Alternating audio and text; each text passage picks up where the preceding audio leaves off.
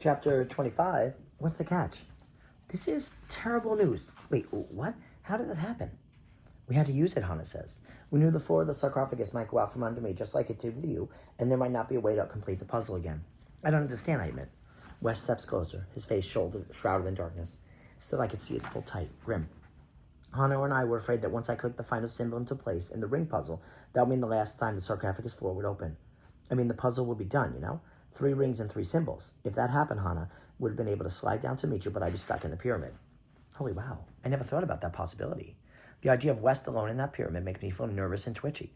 It's the same feeling I get when I think about him at Everblake. He won't know anyone. He won't have us there. Even worse, we won't have him. I force the thought out of my mind and refocus on West. He's still talking about the puzzle. So as soon as I clicked the lotus flower into place, the floor inside the sarcophagus opened and Hannah slid down. Meanwhile, I raced over to it and jammed her flashlight into the flooring before it could fully slide closed again. I was going to grab it once I pried the wood open so I could slide down after her, but I wasn't quick enough. West sighs. It's probably at the bottom of the foam pit somewhere. He chuckles darkly. Guess it's a good thing it didn't hit Hannah on the way down. You'd just love it if a flashlight fell in my head, wouldn't you, she says. Your arguing continues, but I barely hear it. I'm too focused on the fact that we're off course in this massive house with only one flashlight.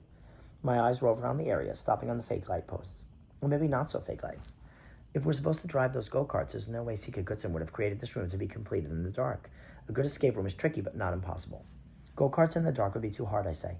C.K. Goodson wants us to be the hardest house to ever exist, though, right? Hannah asks. I think they want it to be the best one, I answer. And it can't be the best if it's so hard that no one has fun in it. You have to let people win sometimes, you know? When neither of them answer, I add, I think these lights turn on. They have to. We just got to figure out how to do it. Without missing a beat, Hannah and Wes each run to the light post closest to them. They're scouring the bases, knocking on the sides of them. Hannah even shimmies partway up hers, dropping her back down to her feet when it rocks precariously. Checking the post closest to me, I notice it's made of metal like a real light post would be. If I didn't dislike C.K. Goodson so much, I'd say the mini neighborhood is pretty cool. I'm about to admit I was wrong about the lights being able to turn on when suddenly the room illuminates.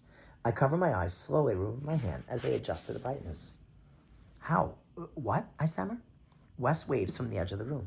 There's a knob installed on the wall and a glass shield he's lifted up to access it. At first, I think it's the exit button. Then I notice a sign next to it, push for light. Weird, huh? West asks. Like nothing else in this house has been obvious, but this was? Seems too easy. Like the answer to a big problem is just being given to us. I eye the light button skeptically, wondering if there's more to it than we know. Hannah jogs to meet West and presses an ear to the knob. Why is it making that humming sound? Ugh, I think it's on a timer, West answers. Like those tennis courts over on 4th Street. The button on the fence makes the same sound.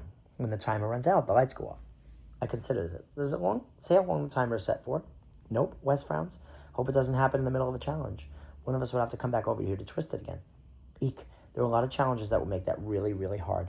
Guess the answer isn't being given to us after all. Suddenly, the same voice we've heard in every room begins rattling off a new message. Congratulations, you found the light. But be forewarned, there's still a plight. The door you seek in order to win is terribly high, so you can't go in. Complete 1 lap, that is the deal, and what you need I will reveal. I run the riddle through in my head again. Complete 1 lap. Guess it means Hannah's dream is about to come true. She looks at me quizzically.